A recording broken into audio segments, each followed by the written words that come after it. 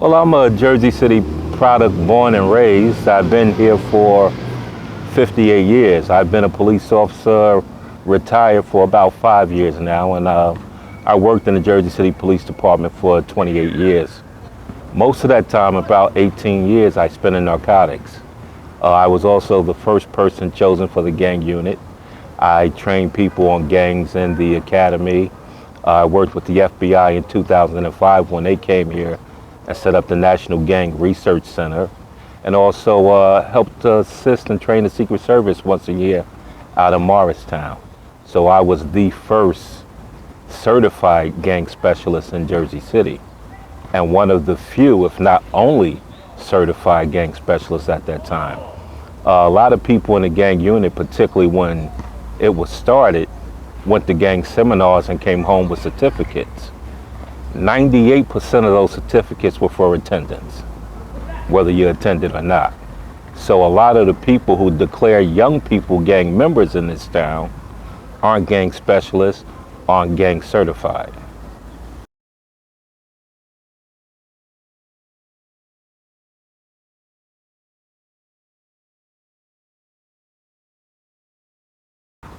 Well, the gangs now are, one, a lot younger. Two, they're becoming a lot more territorial. So it's more of a block or a area gang.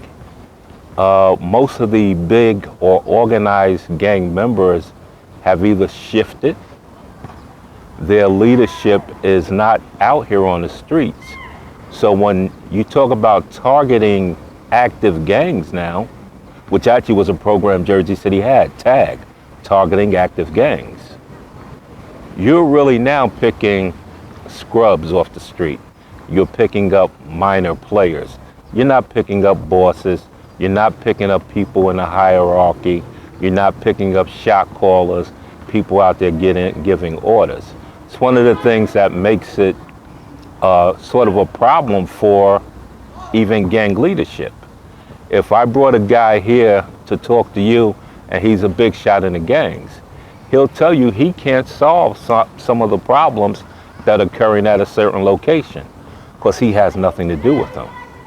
I may claim, or you may claim, to be a member of my gang, but you're out in the street running wild. And most of our gang members doing these shootings and things now are a lot younger kids. A lot of people don't understand, and I guess when it comes to crime and violence, it doesn't make a difference to the citizen. But to law enforcement, when Cordero was in the Attorney General's office, he broke down crimes as gang-related and gang-motivated. So if I am a gang member, I see you sitting in Arlington Park, and I say, wow, that's a nice camera, I want to rob you. And I rob you, it's gang-related simply because I'm a gang member. But a gang-motivated crime is a crime that was ordered by the gang, ordered by the leadership. It was done to benefit the gang. So there are crimes that are committed by gang members that have nothing to do with the gang. So you got some young kid running around with a gun and he pops somebody because they said something to his girlfriend or they bumped him in a movie theater. It's not a gang-motivated crime.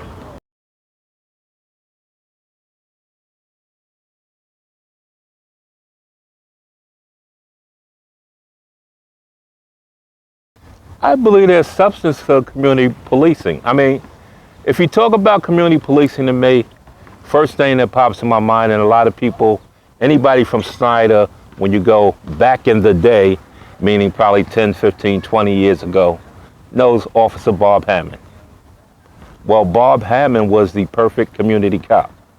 Because if someone did something up at Snyder wrong, or the kids were out there starting a problem, or if I was out there starting a problem, Bob Hammond could come up that block, whack me with his stick, and I could run home and say, "Mom, the cops hit me. The cops beat me up." And when they say, "Who was it?" "Bob Hammond." They beat you up. Because Bob was part of the community. Because they knew Bob would never hurt you. Because they knew Bob had your best interest in mind. He was a fixture. You knew him by name. Community policing, you know the cop on the beat. You see him. He interacts with you. We have a lot of cops who may be on a corner, but there are only a few who interact with the citizens. One of the examples I gave, I had cops walk down my block, and you saw it, so you're familiar with it. You see all the little kids out there. They parked the car on Arlington. The house on the corner had 5 or 6 kids in it. Kids instantly see the cops in the uniform, they're following them, they're waving. 2 cops get out like robots, walk up the block, walk up the Ocean, go in the stores, turn around, walk, cross over, walk back down the block, and get in the car and drive off. Never once said a word to anybody outside. Never even spoke back to the people if someone said hello. So here you have little kids going, oh, hey, they're running, and you have no interaction. That's what we're more likely to get now. So the cops do not feel like they're a part of the community, or the people don't feel like the officers are a part of the community. And the problem that creates is when something happens in the community, I'm going to call Officer Bob Hammond. I'm going to call Detective Calvin Hart. I will stop by Ben Wilson's house. Hey, Ben, look, so-and-so, so-and-so. Because they feel like you're part of the community. The police department often complains that they don't get information. Well, that's why you don't get information. You're not going to get information when I go to talk to you and you tell me to step off, to be, or you're looking at me like I have 3 heads. Or you're giving me your business card in front of 20 other people, and now I look like a snitch if I talk to you. The snitching problem is still something that's real in this community. Everybody says, oh, well, you want information, and you want crime solved also. But if you want crime solved, you have to help the police. But you're more likely to get help if I trust you, if I feel I know you, or I can call you. I'll give you a call later on. But I can't stop and talk to you in front of 20 people and go, yeah, Ray did it. So, that's that's why community policing is important, because it will help solve a lot of crimes, but it also brings that closeness.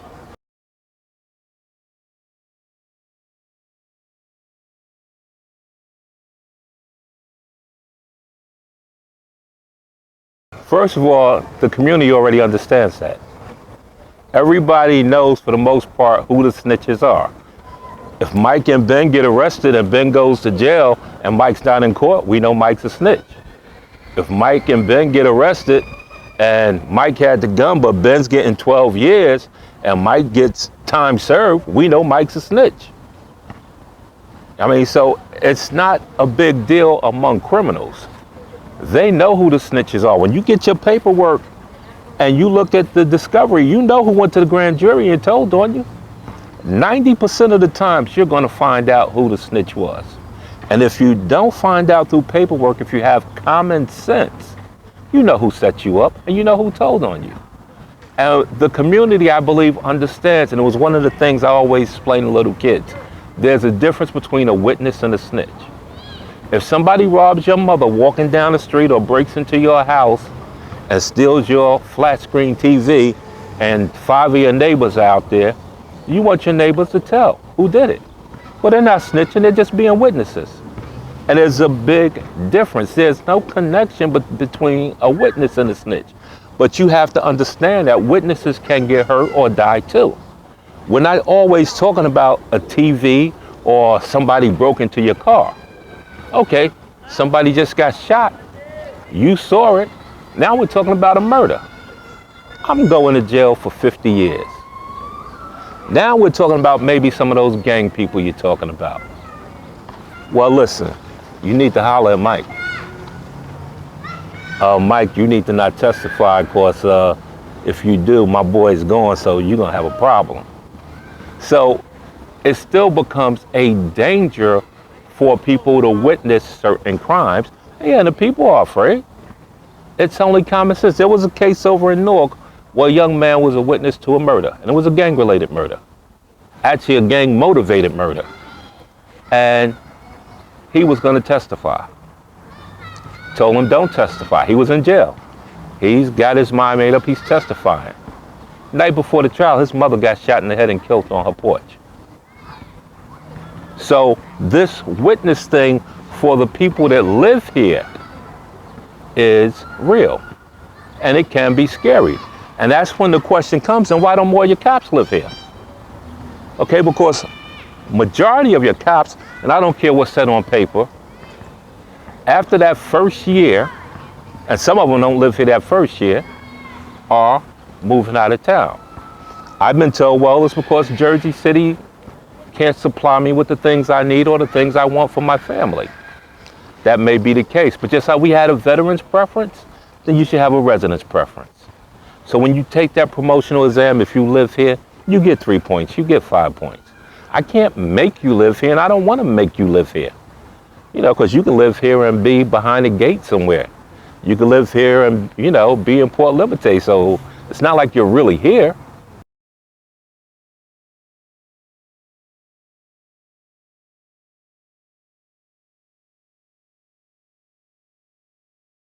It's not a conflict. I think if you can help your people, if you can offer them advice, you do that. There are a lot of black cops that don't want to live in Jersey City also. So, I mean, that you may have that racial, you know, barrier, but there are a lot of black cops that don't want to live here. You know, and I have white friends that do live here, you know, but it's not a big deal because you have a job to do. And what I tell young people who want to come on the police department, you may find out who your real friends are. You may lose a few friends. No, you can't go to all the parties you used to go to. You can't hang out with your buddy Ray Ray if he's smoking. And you know, so it's certain things you can't do. But you have a job to perform. And if you get fired, and it's a good job, it comes with a good salary, it comes with good vacation, you'll feel or look like a fool, or those same people that you're looking out for, when you lose your job, yo man, he was crazy. He was stupid. What the hell was wrong with him? He lost that good job because he wanted to do so-and-so? Oh, he wanted to look the other way? You can't look the other way. Can you offer people advice? Yes. Can you use discretion when you have, you know, a time that you can do it? Sure you can. I used to lock up people for simple possession. I had a friend who ran a rehab. Hey, you have a problem. Go take care of your problem. I don't have insurance. I can't get in the rehab. Call this guy here. He'll get you in.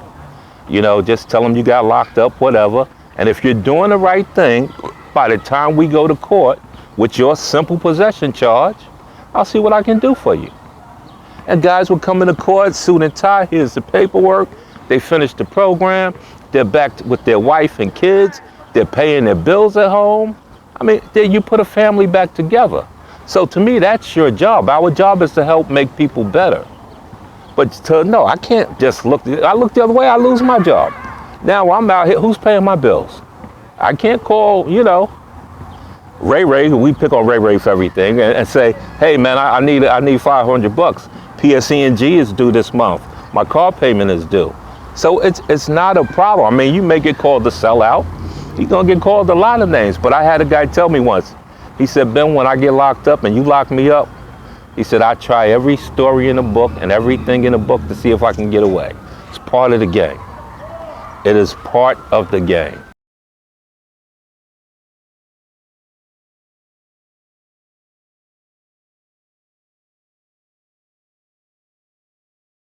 Well, you're having a rethink right now, but that's a racial rethink.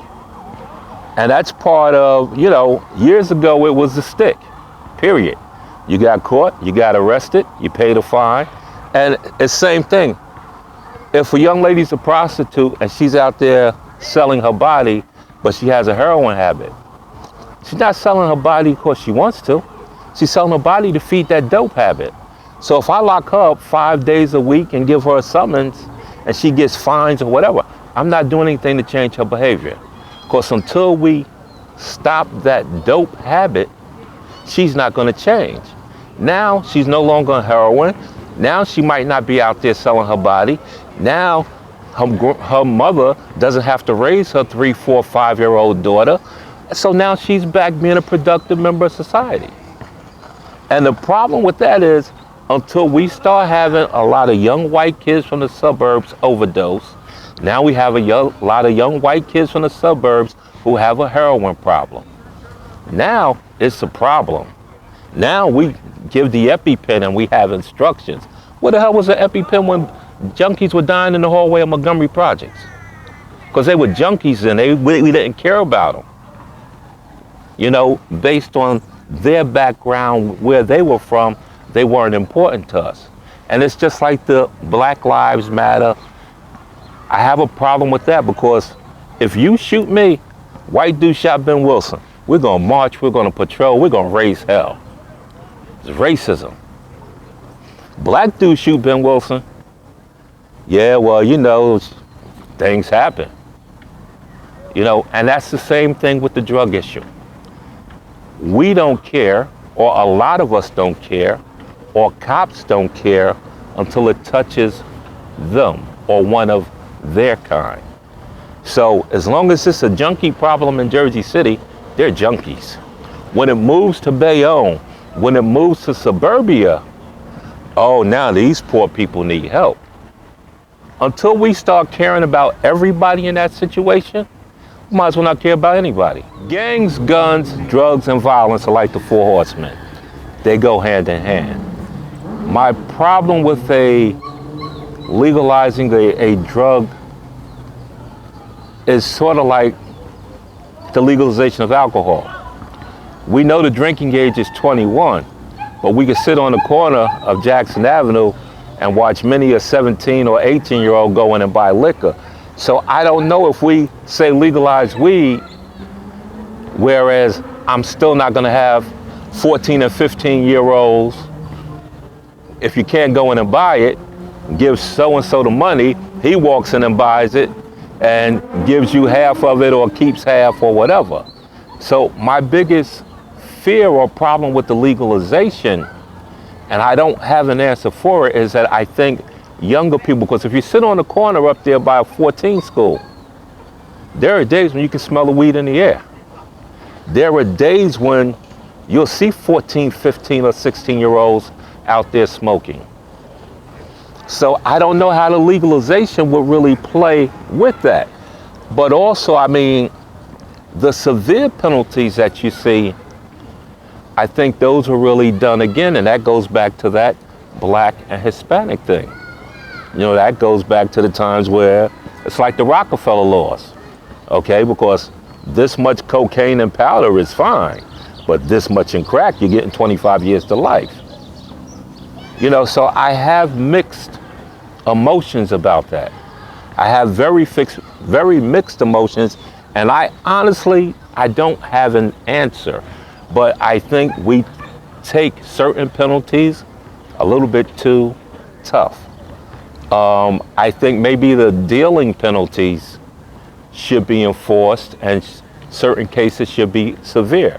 I think employing a juvenile, which is, you know, a 5 to 10 year thing, should be enforced, because you have no business putting kids, you know, in that game. But for certain minor offenses, I think we screw up people's lives sometimes. You know, you want to go get certified in anything that you need certification from the state, you graduated from your class, we got to send your paperwork to the Attorney General's office. You got busted with a joint 5 years ago. Hey, Mike, there's your certification down the drain, the hell with you. So, I mean, it can mess up, you know, lives and certain things like that.